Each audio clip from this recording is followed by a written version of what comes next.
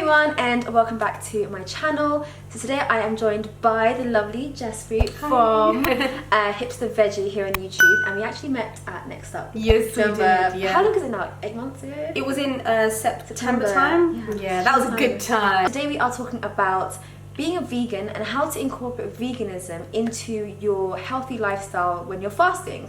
So I know it's been a really hot topic this year, and especially last year, like veganism and Ramadan, and like trying to incorporate, you know, healthy foods that are not heavy in meats and sort of, you know, eggs and sort of all this dairy food, but still trying to maintain like a healthy diet. And I am not someone to speak about that at all, because I have chicken right now. It's different. So I invited Jaspreet, who is a nutritionist. Yes. And if you do want to know more about what she does and everything, I'll leave all her links down below. So we're gonna, I guess, list different types of foods. Yeah, we're gonna get into it. I mean, one thing that I want to mention before is that I get a lot of messages from Muslim women saying like, how do I, what's a Muslim vegan, you know? And I'm like, I'm not qualified to answer that question. I mean, I don't know, but to me, like, this might sound really ignorant, but to me, it's like kind of just like you just adopt a more of a plant-based diet. A really important thing to note before I go through these recommendations is that it's a very general recommendations, and they might not work for everyone. So it depends on what your health is like, what you're going through at the moment. So take that into consideration when you're making changes to your diet during Ramadan. Obviously, like it's a very intense time on the body, right? I think I've done like Have you done it one day? I've never dry fasted. So like you guys do dry fasting. I do water fasting and juice fasting for like 3 days. But I'm still taking something in. Okay, yeah, that's true. So it's a little bit different. So dry fasting, but I know that even that has an intense effect on the body. So it can be really intense. Take that into consideration when you try and adopt some of the things that I may be saying. Every single body is different, and it's really important to remember that. So let's get into it. I've got some notes on my phone, so I'm going to be looking at this.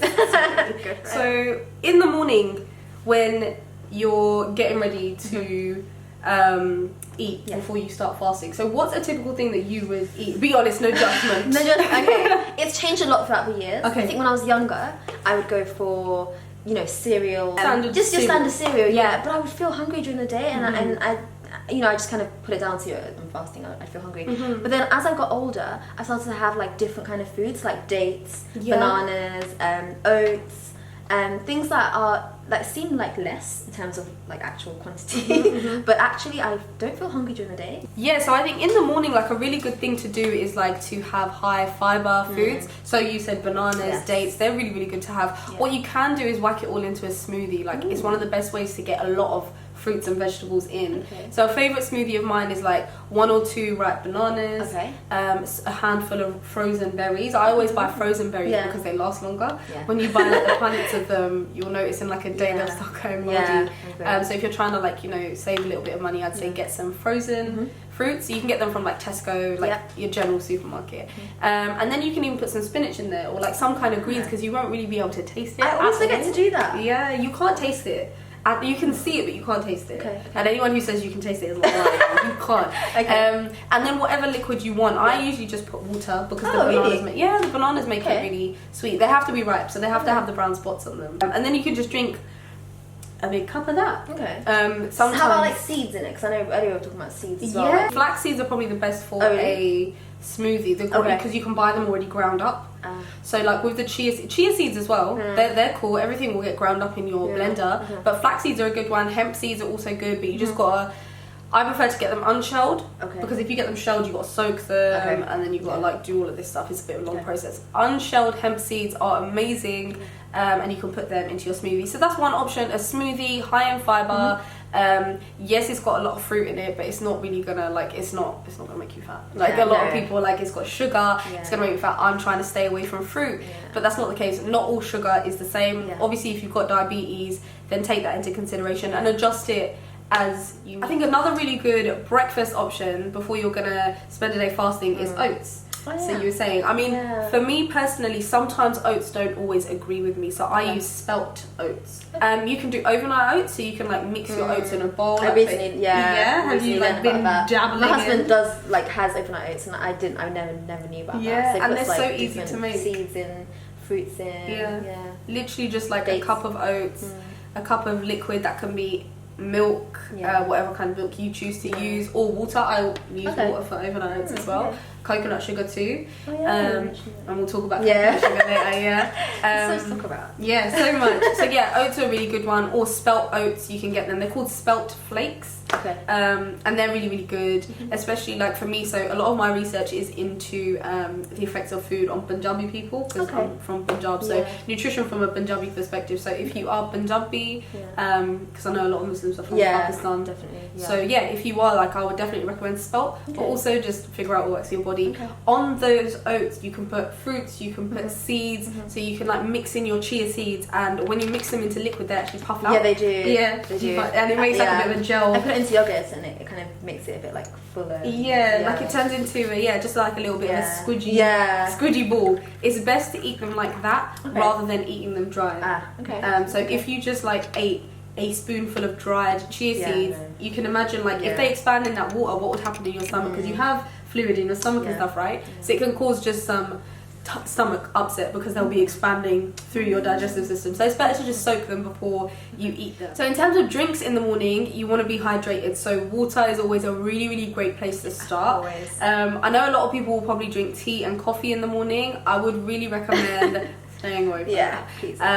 Caffeine is a diuretic, so it's going to make you want to go to the toilet and pass urine a lot, and you're going to get dehydrated. It's still light outside till like 9 p.m. So here in the UK anyway. But yeah, if you're going to want to stay hydrated throughout the whole day, so having water in the morning, and also instead of tea or coffee, opt for like a herbal tea, something that is like going to give you energy. So like one of my go-to herbal teas is powder arco. I love that. Never heard. How do you spell that? Yeah, that's such a random. Every time I do a workshop on herbal teas, people are like, huh? What did you just say? What? So it's powder arco. P-A-U apostrophe D.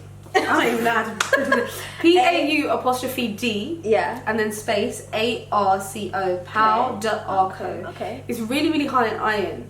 And I noticed that when I go like 3 or 4 consecutive days of drinking this tea, my energy levels are like flourishing. Really? But I'm also not fasting on those days, so it could be different. But I definitely recommend something like that. There's like this, I don't even know how to explain it in English, but there's something that we call garmi in Punjabi, and it's like when you get hot from certain foods. Powder arco is a garmi food, so it can cause like some, like for me, if I have it too much, like for 2 weeks, I'll start getting like nosebleeds. Really? Not physical like coming out, but when you blow your nose you'll see blood. And some other symptoms like that. Garlic is also another garmi food. But yeah, so if you start having those kind of symptoms, don't worry, just stop having the tea. But you can just start off by having it once a week, once every 2 days, something like that. Figure out what works for you. But yeah, herbal teas over tea and coffee, definitely. And you will have withdrawal symptoms from the caffeine. It's straight up, it's a drug. It affects your body, right? Like I would definitely call it a drug. If you can't necessarily find the powder arco, it can be a bit complicated to find. What you can do, I just realised as students. Where is it? Yeah, what the hell is that? I order it in bulk from where? From like online website. You can just, if you just type in organic powder arco, you can get it. I think one website is gbaldwins.co.uk. I buy it from there. I'll link everything you tell me. Link it all in the description. But if you don't want to go through that hassle, you can buy you can just have ginger tea, which is really, really good, like anti-inflammatory. It's good for your bowels, it's good for the rest of your body, and it tastes really, I like it. Moving on, so in the evening when you're going to break your fast, like I can't even imagine the urgency that you would have to eat, especially if there's food in front of you. You've got it waiting. Man, I wouldn't be able to control what I would do, like if there was food waiting for me. But it's important to just understand, like just making the best choices for you, right? So there's going to be certain evenings that you'll probably have a bit more control than other evenings, because I know that getting together with friends and family is a big thing. And again, like I mentioned before, being disrespectful is a big thing. So I won't ever say no to food that my mum has made, because that's just rude.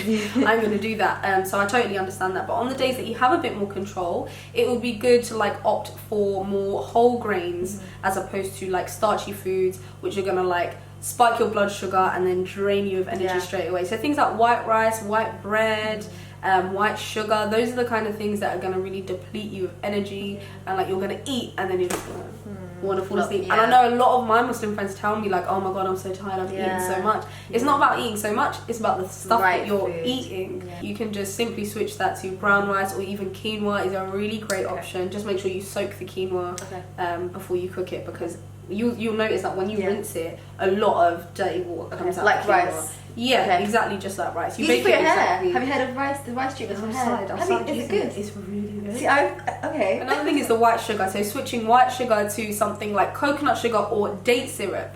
And these are things that are pretty accessible here in London now. Like you can get them in supermarkets again, because the health thing is a big thing these days. It's a big thing. Things like date syrup, things like coconut sugar, they have a low GI, so they're going to cause a really slow rise and slow fall in your blood sugar. So if you are suffering from diabetes, those are the kind of things that are better. A lot of people use, like a lot of diabetics use things like is it Canderel, like the fake sweeteners? I've heard of that, yeah. The artificial sweeteners. Yeah, like those little blocks. Yeah, the little things. Are they not good? No, because it's literally like that stuff that's like man-made in a lab, so it's not going to assimilate in the body the same as like something natural like date syrup. And date syrup has a low GI, so and also not all sugar is the same. Like I said before, not all sugar is going to affect you in the same way. So just because you're having 1 spoon of coconut sugar versus 1 spoon of white sugar, it's not going to affect you in the same way. So always keep that in mind. If you are going to opt for like processed foods, crisps, cakes, chocolates, always check the ingredients and make sure there's no like E numbers or like white sugar or stabilizers or anything that you don't recognize. You can have crisps. Like I eat crisps and chocolates and stuff. I saw your video about the crisps that you went to 2 different shops. About the comparison of like the 5 foods that you think are healthy, but just instead of looking at like the calories and stuff like that, look at the ingredients and see how that's gonna affect your body. Start having high fatty plant foods, so like things like avocado, things like chia seeds, hemp seeds. Like avocados have been like a savior when I don't want to lose weight. Just get them avocados into you. And just eat the correct foods for your body, whatever that means to you. Okay, well, we've got so many. I feel like I'm educating myself. Thank you so much for all those tips. I really want to incorporate it into my Ramadan this year, and try to like get healthy. And I'll let you know how it goes. Please let me know. And if any of you guys try it out as well, let me know how you find these tips and incorporating them into your Ramadan days, because I know it can be difficult. Please shout out your ebook. Oh, my ebook. Go on. Okay, so I have an ebook. It's called Plant-Based for Beginners, and it's just basically answering frequently asked questions that I get from a lot of people who want to go plant-based but don't know how. So in that book, it's got like a shopping list of foods that you can get for 10 days, so a 10-day grocery list.